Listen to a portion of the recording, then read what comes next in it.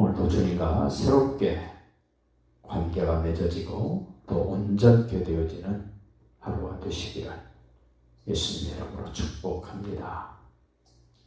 이미 여호수아 10장에서 기브온 족속이 여호수아 편으로, 하나님 편으로, 언약 백성 편으로 왔을 때 옛날 단짝이었던 예루살렘 왕 아도니세덱과 그 네 나라 왕들이 연합해서 기브온을 죽이려고 할 때 길갈에 있는 여부스 족속에게 도움을 청했을 때 그 여부스 족속, 그 예루살렘에 살고 있었던 그 아도니세덱과 비롯해서 그 연합군들을 죽이고 물리쳤던 그 사건을 기억하면서 유다 자손들에게 그 예루살렘을 중심으로 해서 땅을 분배를 받았음에도 불구하고 오늘 63절에 예루살렘 주민 여부스 족속을 유다 자손이 쫓아내지 아니했다.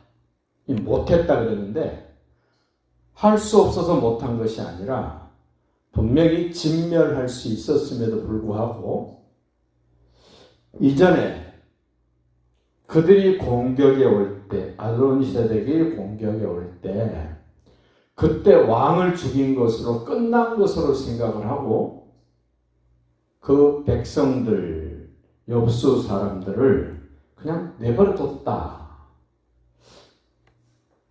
이미 정복됐는데, 이미 승리했는데 하고 무시하고 그냥 내버려 둔 겁니다. 그런데 이 여부스 족속이 오늘까지 이 여호수아가 살고 있을 때 땅을 분배할 때도 살고 있었다. 언제까지냐? 이 여호수아가 죽고 난 후에 약 400년가량 다윗 왕이 여부스를 정복하기 전까지 여전히 여부스 족속은 살아 있습니다. 하나님이 가나안 땅을 주시겠다고 하셨을 때 분명히 가나안 땅에 살고 있는 7 족속을 다 몰아내고 진멸하고 너희가 그 땅을 차지하라 이랬음에도 불구하고 이 여부스 족속들을 남겨놨다. 왜 남겨놨을까요? 우리말에 그런 게 있습니다. 누이 좋고 매부 좋고라는 말이 있습니다. 또랑치고 가재 잡고 그 가나안 땅에 살고 있는 사람들에게 여러 가지 정보가 있습니다. 가나안 땅은 농경사입니다. 근데 이스라엘 백성들은 고작 해봐야 이집트에서 벽돌 굽는 일을 했고 광야길 그냥 터벅터벅 걸어온 것 뿐이었습니다. 농사 짓는 법을 모릅니다. 이 농사 짓는다는 것은 그 때를 놓치면, 그 시기를 놓치면 농사가 되지 않습니다. 망치는 겁니다. 헛수고만 합니다. 그래서 가나안 땅에 들어왔던 하나님의 언약 백성들이 부분적으로 가나안 땅에 살고 있었던 사람들을 타협해서 다 죽이지 않고 일부 살려놓습니다. 그 대표적인 지파, 그 요셉과 관계된 에브라임과 므낫세, 대표적인 지파 중에 하나입니다. 그런데 오늘 유다 지파도 이스라엘의 대표적인 유다 지파, 요셉 지파 사람들이 남겨놓습니다. 자기가 좀 더 편리하라고, 좀 더 유익하기 위해서 남겨놓는데 하나님은 그들을 진멸하라고 말씀하셨음에도 불구하고 남겨놓습니다. 우리도 어느 정도 내가 말씀을 순종했으면 됐지, 이것까지 해야 돼 라고 무시할 때가 있습니다. 이 정도는 괜찮아 하고 자기 나름대로 정리할 때가 있습니다. 이 여부스 족속을 다윗 왕이 되었을 때 예루살렘 여부스 족속을 몰아냅니다. 그 여부스 성이 예루살렘 성이 됩니다.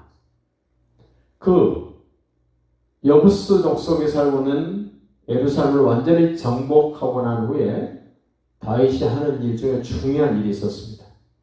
하나님의 법궤를 찾습니다.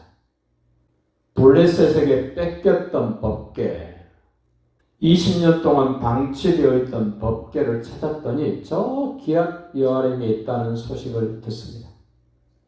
그리고 정성을 다해서 새 수레를 만들어서 기욤 여아림에서 수레에 싣고 이 여부스성 예루살렘으로 옮기려고 합니다.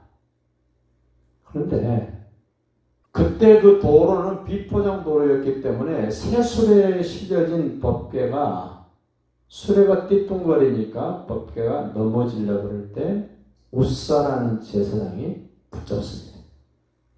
그 자리에서 죽습니다. 하나님의 말씀대로 법궤를 지지 않고 운반하고 만지는 사람 바로 죽었습니다. 다윗이 놀래가지고 법궤를 그냥 내팽개치고 예루살렘 여부스성으로 돌아와 버립니다. 자기 집 근처에 있는 법궤를 오벳 에돔이라는 사람이 자기 집으로 법궤를 옮깁니다. 그리고 석 달이 지났을 때 오벳 에돔이 복받았다는 소문이 예루살렘 상에까지 들려지고 다윗의 귀에까지 들려집니다. 그때 다윗이 그럼 그렇지 하고 통쾌하게 오벳에돔의 집에 가서 법궤를 다시 예루살렘으로 여부스성으로 옮겨옵니다. 그때 다윗이 너무 기분이 좋아서 몇 걸음을 걷다가 하나님 앞에 찬양을 드리고 제사를 드리고 너무 좋아서 그러다가 바지가 내려갔습니다. 사울의 딸 미갈이, 다윗의 아내였던 미갈이 주책맞게 바지가 내려갈 정도로 춤을 추면서 기뻐하는 그 모습을 보고 비아냥됩니다. 그러자 그 미갈은 평생 자식을 낳지 못하고 죽게 됩니다.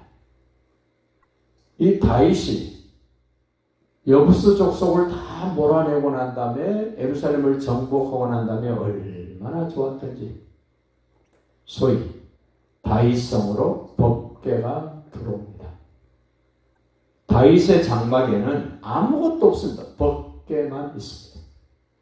원래 성막, 성전이 되려면 하나님이 시내산에서 모세에게 주셨던 그 식양대로 만들어졌던 성막에 관한, 성전에 관한 것들이 다 자리 잡고 있어야 됩니다.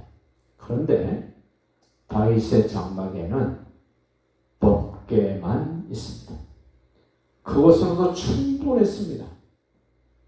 우리는 이런 여부스 사람을 유다 자손이 쫓아낼 수 있었음에도 불구하고 쫓아내지 아니했다.